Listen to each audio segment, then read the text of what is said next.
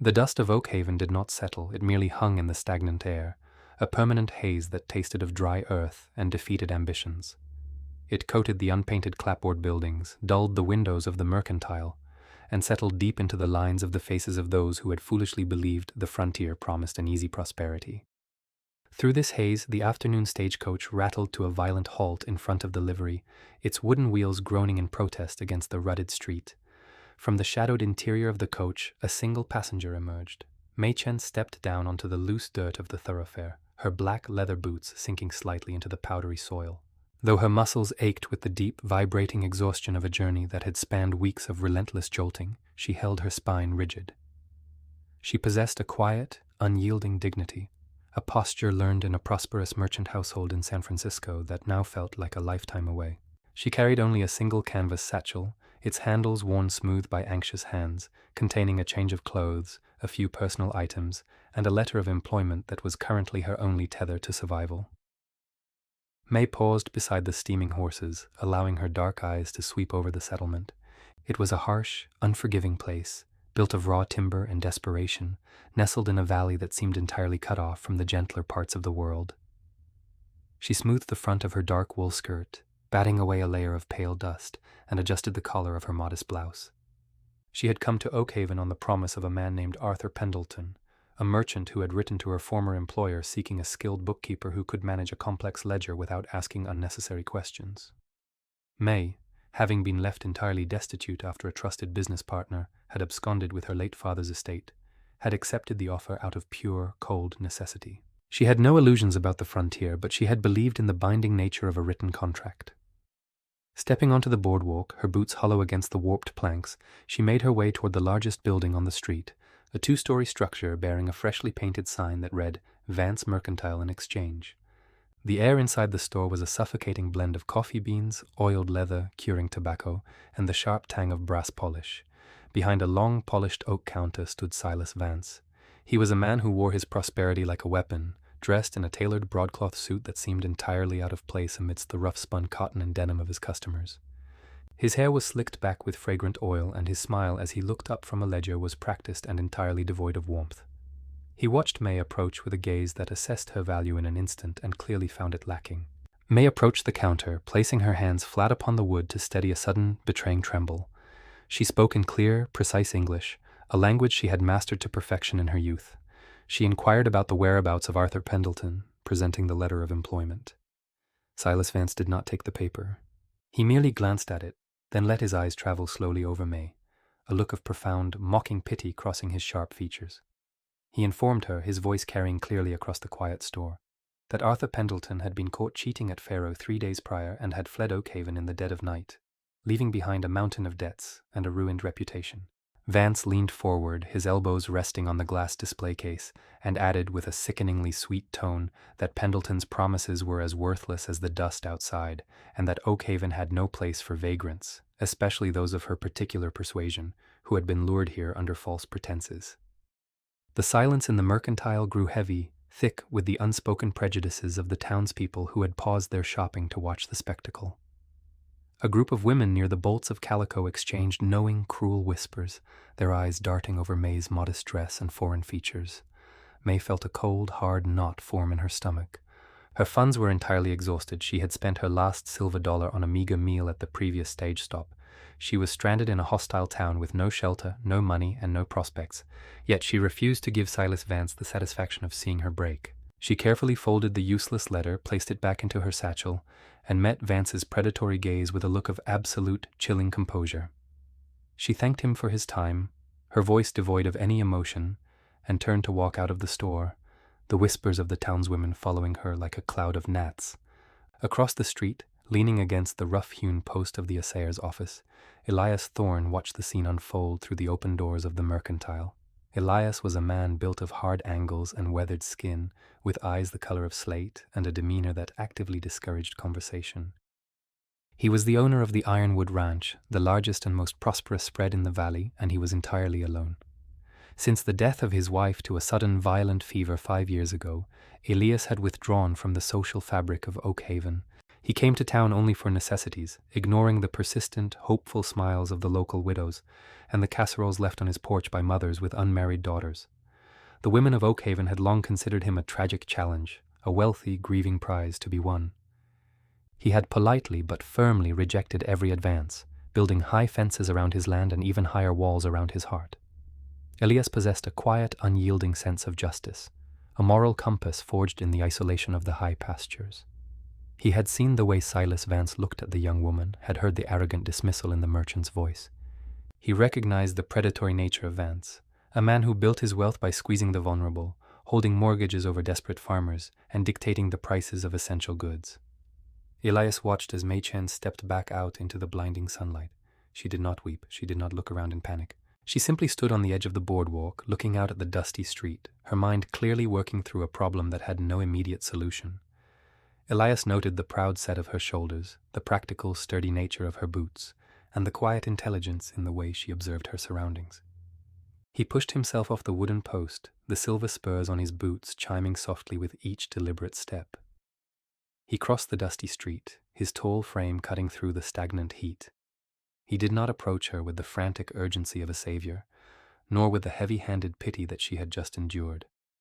He stopped a respectful distance away, removing his battered Stetson, revealing dark hair threaded with premature silver. He introduced himself plainly, his voice a low, gravelly rumble that seemed to harmonize with the creak of the boardwalk. He stated his name, Elias Thorne, and the location of his ranch. He did not ask her for her story. He had heard enough from across the street. Instead, he made a practical, transactional offer, one rooted entirely in the immediate reality of their respective situations. He told her that his ranch was profitable in livestock but entirely chaotic in administration. He explained that he had boxes of receipts, unrecorded sales, and tax documents that he had neither the time nor the inclination to manage. Furthermore, the homestead itself had fallen into a state of deep neglect, a house lived in by a man who only used it for sleeping. He needed a bookkeeper, and he needed someone to bring order to his domestic life. He offered her room, board, and a generous monthly wage, paid in gold eagle coins, not the scrip that Silas Vance forced upon his debtors. He framed the offer not as an act of charity, but as a mutually beneficial arrangement. He needed her skills, she needed a livelihood. May studied the tall rancher. She saw the deep lines of grief etched around his eyes, the calloused, capable hands that held the brim of his hat, and the absolute lack of deception in his posture. He was not looking at her with the predatory calculation of Silas Vance, nor with the pitying condescension of the townswomen. He was looking at her as an employer looks at a prospective partner. She calculated her options, which were precisely zero, and then she evaluated the man standing before her. She detected no threat in him, only a profound, solitary stillness. She nodded once, a sharp, decisive movement. She accepted his offer, but she outlined her own terms, with the same flat, emotionless tone he had used. She required a lock on the door of her quarters. She would manage the household budget with absolute autonomy, and her accounting practices were not to be questioned once established. A flicker of genuine respect crossed Elias's slate-colored eyes. It was a subtle shift, a slight easing of the tension in his jaw, but May caught it. He agreed to her terms without a moment of hesitation. He gestured toward his wagon, loaded with sacks of grain and rolls of fencing wire, parked near the livery. As they walked together down the boardwalk, the town of Oakhaven watched in stunned, resentful silence. The women who had spent years baking pies and arranging coincidental meetings with the solitary rancher stared in open hostility. Elias Thorne, the untouchable prize of the valley, was leaving town with a destitute stranger. Silas Vance stood in the doorway of his mercantile, his eyes narrowed, calculating the implications of this unexpected alliance, his mind already spinning webs of leverage and control. The journey to the Ironwood Ranch took 3 hours, the wagon lurching over a road that was little more than a pair of deep ruts carved into the rolling prairie. The silence between them was profound, but it lacked the suffocating awkwardness May had expected. It was a functional silence, the quiet of two people who were accustomed to their own company. Elias drove the team of heavy draft horses with a practiced, minimal effort, his eyes scanning the horizon where the jagged peaks of the Bitterroot Mountains tore into the pale blue sky. May sat rigidly on the wooden bench, the jolting of the wagon testing the limits of her endurance, but she kept her gaze fixed straight ahead, absorbing the vast, terrifying emptiness of the landscape. The prairie grass was a sea of faded gold, waving like a living thing in the afternoon wind. They arrived at the homestead as the sun began its descent, casting long, purple shadows across the valley. The Ironwood Ranch was a sprawling operation. Massive barns, sturdy corrals holding dozens of restless horses, and bunkhouses for the seasonal hands spoke of immense wealth and industry. However, the main house, a large 2-story structure of riverstone and heavy timber, stood in stark contrast. It looked abandoned. The porch was covered in dried leaves, the windows were opaque with dust, and the flower beds that lined the foundation were choked with aggressive, thorny weeds. Elias halted the wagon, tied off the reins, and helped May down, his hand strong and impersonal beneath her elbow. He led her inside, the heavy oak door groaning on dry hinges. The interior was exactly as Elias had described, a monument to neglect and solitary grief. The air was stale, smelling of cold ashes, old leather, and dust. Furniture was covered in canvas sheets, save for a single leather armchair near the massive stone fireplace and a small scarred wooden table in the kitchen. Elias showed her to a room on the ground floor, located off the kitchen. It was small, austere, but it had a heavy wooden door with a sturdy brass lock, exactly as she had demanded. He left her to settle in, stating that he would be at the lower pasture until nightfall. May stood in the center of the small room, listening to his heavy boots retreat down the hallway. She was alone in a strange house, miles from civilization, but for the first time in weeks, she felt a profound sense of safety. She unpacked her few belongings, splashed cold water on her face from a basin, and immediately went to work. Grief moves like weather, Elias often thought, settling over a man in unpredictable patterns. For 5 years he had allowed the storm to dictate his life, finding solace only in the brutal, exhausting labor of the ranch. He had let the house die because the life within it had died with Sarah. But when he returned that evening, the heavy scent of lye soap and lemon oil met him on the porch. He opened the front door to find the canvas sheets removed, folded neatly in a corner. The dust had been banished from the floors, and a fire crackled cheerfully in the hearth, casting a warm, golden light across the room. From the kitchen, the smell of roasted meat and wild sage drifted through the air. He found May standing by the stove, her sleeves rolled up, her dark hair pinned back, stirring a pot with practiced efficiency. She did not ask for his approval, and he did not offer clumsy praise. He simply washed his hands, sat at the table, and ate the best meal he had tasted in half a decade. In the weeks that followed, May proved her competence in ways that continually surprised Elias. She was a force of quiet, methodical order. She attacked the chaotic boxes of receipts and ledgers with the precision of a surgeon. She spent her days at the large oak desk in the study, her elegant script filling the pages of new, pristine account books. She balanced budgets that had been neglected for years, tracked the fluctuating prices of cattle in the Chicago markets, and organized the payroll for the ranch hands. The men, initially suspicious of the foreign woman their boss had brought home, quickly learned to respect her. She treated them with strict formal fairness, ensuring their wages were paid accurately and on time, and occasionally mending a torn jacket with stitches so fine they were nearly invisible. It was during her meticulous review of the accounts that May discovered the anomalies. She sat in the study one evening, the light from a kerosene lamp casting a warm circle over the heavy desk. Elias was in the leather armchair by the fire, mending a broken bridle. The only sounds were the scratching of her pen, the crackle of the flames, and the occasional creak of leather. May closed a ledger with a soft thud and turned to him. She explained, her voice devoid of accusation but heavy with facts, that Silas Vance had been systematically defrauding the Ironwood Ranch for years. She detailed the inflated prices on bulk goods, the rigged interest rates on a small, forgotten loan, and the manipulated weight scales for the grain they purchased. She had the proof, undeniable and clearly documented in her elegant handwriting. Elias stopped his work, the leather strap hanging loosely from his hands. He looked at May, really looked at her, seeing not just a competent employee, but a brilliant, formidable intellect. He felt a surge of cold anger toward Vance, but beneath it a profound, swelling respect for the woman sitting across from him. He realized that she had not just cleaned his house, she had fortified his livelihood. He did not explode in rage, he simply nodded, his jaw tight, and asked her to prepare a comprehensive summary of the stolen funds. The silence that settled between them afterward was no longer just functional, it was comfortable, heavy with mutual understanding and a growing, unspoken alliance. He watched the firelight play across her focused features, realizing that the high fences he had built were no longer keeping the world out, they were keeping her in, and he found that he did not mind. The trouble began, as it always did in Oak Haven, with whispers that eventually reached the ears of Silas Vance. The town was alive with gossip about the Thorn Ranch. The women who had been rejected by Elias were deeply offended by the arrangement. They spoke of impropriety, of scandalous behavior, painting May not as a skilled professional, but as an opportunistic seductress who had preyed upon a grieving man. Vance, recognizing an opportunity to regain the upper hand and protect his fraudulent schemes, decided to weaponize this societal prejudice. He knew Elias was in the process of purchasing a vital tract of land along the river, a purchase that required a temporary bridge loan from Vance's bank to secure the deed before the cattle sale in the fall. Vance rode out to the Ironwood Ranch on a Tuesday afternoon, driving a polished buggy that looked absurdly fragile on the rough frontier road. Elias met him in the yard, leaning against the corral fence, his posture relaxed, but his eyes as hard as flint.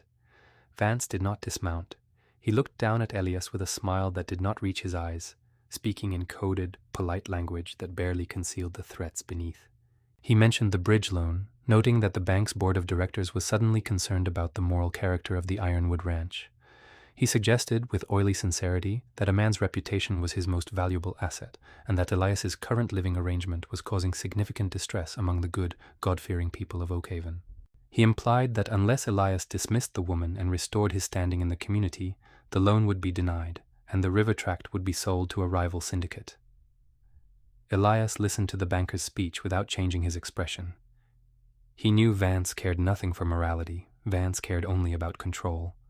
He wanted to isolate Elias, to force him back into the position of a manageable, grieving recluse. Elias pushed himself off the fence, walked slowly to the buggy, and looked up into Vance's face. He spoke softly, his gravelly voice carrying a dangerous edge. He informed Vance that he did not give a damn about the opinions of the town, that his business practices were sound, and that if the bank denied the loan, he would drive his herd to the railhead in Wyoming and bypass Oakhaven entirely, taking his considerable wealth with him. Vance's smile faltered, his cowardice flaring briefly in his eyes before he masked it with a tight nod. He turned the buggy around, the wheels spinning in the dirt, leaving a cloud of dust and a promise of retribution hanging in the air. May had watched the exchange from the window of the study, her heart beating a steady, anxious rhythm against her ribs. She understood the power men like Vance wielded. They did not fight with fists. They fought with paper, with rumors, and with the crushing weight of societal pressure. When Elias entered the house, she was waiting in the kitchen. She offered to leave. She stated, her voice trembling for the first time since she had arrived, that she would not be the cause of his ruin, that she could pack her satchel and walk back to town. Elias stopped halfway across the room. He looked at her, his slate eyes wide with a sudden, fierce intensity. He crossed the distance between them, stopping just short of touching her. He told her, his voice rough with an emotion he had not permitted himself to feel in years, that she was the only good thing that had happened to this ranch in a long time, and that he would burn the entire valley to the ground before he let Silas Vance dictate who lived under his roof. The tension in the valley thickened as autumn approached, the air turning crisp and the prairie grass drying to a brittle, flammable husk. Hattie Miller, a robust, fair-minded woman who ran the boarding house in Oakhaven and who secretly despised Silas Vance, sent a message to the ranch. A young stable boy delivered the note, which warned Elias that Vance had been buying cheap whiskey for some of the more unsavory drifters who lingered on the edge of town, and that angry, drunken talk had centered heavily on the Ironwood Ranch. Elias doubled the night watch, sleeping with his Winchester rifle leaning against the headboard of his bed. May, too, felt the impending danger. She spent her evenings checking the latches on the windows and ensuring the water barrels near the house and barns were completely full. The quiet contentment they had built was now laced with an understated, pervasive anxiety. The crucible came on a moonless night, when the wind was blowing hard from the east, carrying the scent of pine needles and dry earth. May woke suddenly, her heart hammering in her chest. The room was pitch black, but the air was heavy with a smell that triggered a primal, terrifying instinct. Smoke. It was not the sweet smell of a hearth fire, but the acrid, choking stench of burning timber and scorched paint. She threw off her blankets, pulled on her boots and a heavy wool shawl over her nightgown, and unlocked her door. She ran into the hallway, colliding heavily with Elias, who was already fully dressed, his rifle in one hand and a lantern in the other. His face was a mask of grim determination. "The main barn," he shouted over the rising roar of the wind. They set the main barn. They burst out the front door into a scene of absolute chaos. The massive timber structure that housed the prize-breeding stallions and the winter feed was engulfed in flames. The fire was a living, breathing monster, its orange tongues licking at the night sky, casting wild, dancing shadows across the yard. The ranch hands were already spilling from the bunkhouse, shouting orders and forming a desperate, disorganized bucket brigade from the main well. Elias sprinted toward the blazing building, bellowing for the men to wet down the adjacent structures. May did not freeze. Her mind, accustomed to organizing chaos into logical sequences, instantly assessed the situation.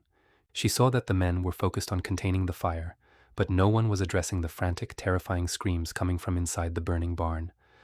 The stallions were trapped. Without a moment of hesitation, May grabbed a heavy canvas tarp from a nearby wagon, plunged it into a water barrel until it was soaking wet, and threw it over her head and shoulders. She ignored the shouts of the ranch hands and ran directly toward the small side door of the barn.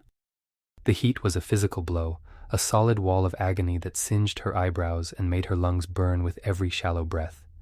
The interior of the barn was a terrifying inferno of smoke and falling embers. The noise was deafening, a combination of roaring flames and the frantic, echoing kicks of the massive horses against their stalls. May moved with blind, desperate courage.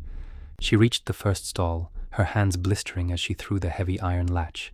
She slapped the terrified stallion hard on the flank, driving it out into the smoky aisle and toward the open main doors. She moved to the next, coughing violently, her eyes streaming with tears. She freed 3 more horses, the magnificent animals bolting past her into the night. As she reached the final stall, a massive support beam, weakened by the fire, groaned ominously above her. Elias, who had seen her enter the barn, burst through the smoke, his face blackened with soot. He grabbed her by the waist, practically lifting her off her feet, and dragged her backward just as the beam crashed down, sending a shower of sparks and flaming debris into the space where she had been standing seconds before. They stumbled out into the cool night air, collapsing on the dirt near the well, gasping for breath, their chests heaving in unison. The ranch hands eventually managed to contain the blaze, preventing it from spreading to the house or the other outbuildings. But the main barn was a total loss, reduced to a smoldering pile of black ash and glowing embers. As the adrenaline began to fade, leaving behind a profound, aching exhaustion, Elias and May sat together by the stone wall of the well. They were covered in soot, their clothes ruined, smelling of smoke and sweat. Elias turned to her, his chest still rising and falling rapidly. He reached out, his large calloused hand trembling slightly, and gently touched the side of her face, his thumb brushing away a streak of black ash. It was the first time he had touched her with anything other than practical necessity. "You could have died," he said, his voice a ragged, breathless whisper. "You ran into a burning building for horses that aren't yours." May looked at him, her dark eyes reflecting the dying embers of the fire. The walls she had built around her own heart, walls forged by betrayal and isolation, suddenly seemed incredibly fragile. She leaned slightly into his touch, finding a grounding strength in his calloused hand. "They are part of this ranch," she replied softly. "And this ranch is the only place I have felt safe since my father died. I would not let Vance take it from us." The word "us" hung in the smoky air between them, a quiet, accidental confession of how deeply their lives had become intertwined. Elias lowered his hand, but he did not pull away. He looked out at the smoldering ruins, the grief that usually clouded his eyes replaced by a stark, vulnerable honesty. He spoke of Sarah, not with the agonizing pain of a fresh wound, but with the quiet sorrow of a scar. He confessed the guilt he had carried, the belief that his obsession with building the ranch had somehow caused her illness, that he had failed to protect her. He admitted that he had built the fences to punish himself, to ensure he never failed anyone again by simply never allowing anyone close. May listened, the silence between them now profound and intimate. She understood the burden of survival. She told him about her father, about the merchant who had smiled kindly while he stole everything they owned, about the terrifying realization that the world was entirely indifferent to justice unless one fought for it. They sat by the well until the sun began to rise, painting the eastern horizon in bruised shades of purple and gold. They were 2 solitary souls who had been battered by the world, finding in each other a matching resilience, a shared strength that was far more potent than the fleeting passions of youth. They did not speak of love, but as they finally stood to face the grueling work of the day, they moved together, an unspoken, unbreakable partnership forged in the crucible of the fire. The aftermath of the fire revealed the clumsy desperation of the arsonists. In the daylight, Elias found a distinctive, silver-plated flask dropped near the rear of the barn, a flask he had seen hanging from the saddle of one of Silas Vance's hired enforcers. It was the final piece of evidence they needed. May spent the morning compiling the ledgers, organizing the documents that proved Vance's extensive financial crimes against the Ironwood Ranch, and several other vulnerable homesteaders in the valley. They did not wait for the sheriff, who was known to be in Vance's pocket. They would handle this with the brutal, undeniable force of public exposure. They rode into Oakhaven together just before noon, not in the wagon, but mounted on two of the stallions May had saved. Elias sat tall in the saddle, his rifle resting across his thighs, his face a mask of terrifying, cold resolve. May rode beside him, her posture perfect, her satchel containing the ledgers slung across her shoulder. The town was unusually quiet, the residents peering out from behind curtains and doorways, sensing the impending violence. They stopped directly in front of the Vance Mercantile and Exchange. Elias dismounted, his spurs ringing like funeral bells on the boardwalk. He did not knock. He kicked the double doors open with a force that shattered the glass panes, the sound echoing down the dusty street. Silas Vance was standing behind his counter, counting a stack of banknotes. He looked up, his face draining of color as Elias strode into the room, followed closely by May. The merchant tried to summon his usual arrogant bluster, demanding to know the meaning of this intrusion, but his voice cracked. Elias did not raise his voice. He slammed the silver-plated flask onto the glass display case, the heavy metal cracking the surface. He stated, loudly enough for the gathering crowd outside to hear, that Vance's men had burned his barn, and that if Vance ever sent men to his property again, Elias would not bother with the law. He would handle the matter himself, permanently. Before Vance could formulate a defense, May stepped forward. She possessed a commanding, dignified presence that completely eclipsed the merchant's superficial power. She opened her satchel, withdrew the meticulously kept ledgers, and placed them on the counter. She turned to face the open doorway, where the townspeople, including Hattie Miller and several other prominent citizens, had gathered. With absolute precision and chilling clarity, May detailed Silas Vance's systematic fraud. She named names, she cited dates, and she explained exactly how Vance had been altering interest rates, manipulating scales, and stealing from the very people who depended on his store. She spoke not as a victim, but as a prosecutor presenting an airtight case. The reaction of the town was immediate and devastating. The fear and respect Vance had cultivated through financial manipulation evaporated in an instant, replaced by a rising tide of furious indignation. Men who had tipped their hats to Vance an hour ago now glared at him with undisguised hatred. The women who had gossiped about May now looked at her with a stunned, grudging respect. Vance, stripped of his respectability and exposed as a common thief, shrank behind his counter, a pathetic, cornered animal. His power was broken, not by violence, but by the undeniable truth, meticulously recorded by the woman he had tried to humiliate. Elias and May did not linger to watch the town tear Vance apart. They had accomplished their goal. They walked out of the mercantile, the crowd parting silently to let them pass. They mounted their horses and rode out of Oakhaven, leaving the dust and the chaos behind them. They stopped a mile outside of town, where the road crested a small hill overlooking the valley. The Ironwood Ranch lay before them, battered but standing firm against the vast landscape. Elias pulled his horse to a halt and looked at May. The cold anger was gone from his eyes, replaced by a deep, steady warmth. He did not offer a flowery declaration of passion, nor did he drop to one knee. He spoke with the same plain, practical honesty that had defined their first meeting. He told her that they made a formidable team, that she had saved his property, his livelihood, and quite possibly his soul. He stated that the arrangement they had made months ago was no longer sufficient. He looked directly into her eyes, his slate gaze unwavering. "Stay," he said, his voice a low, resonant rumble. "Not as a bookkeeper, not as a housekeeper. Stay as my partner. Stay as my wife." May looked at the man beside her. She saw the strength in his weathered face, the absolute integrity in his posture, and the profound, quiet love that radiated from his presence. She remembered the fire, the way he had pulled her from the wreckage, the way they had sat together in the ashes. She did not need poetry or wild romance. She needed a man who stood like a mountain against the storm. She smiled, a genuine, radiant expression that transformed her face, softening the edges of her stoic resilience. She reached across the space between their horses, placing her small, capable hand over his large, calloused one.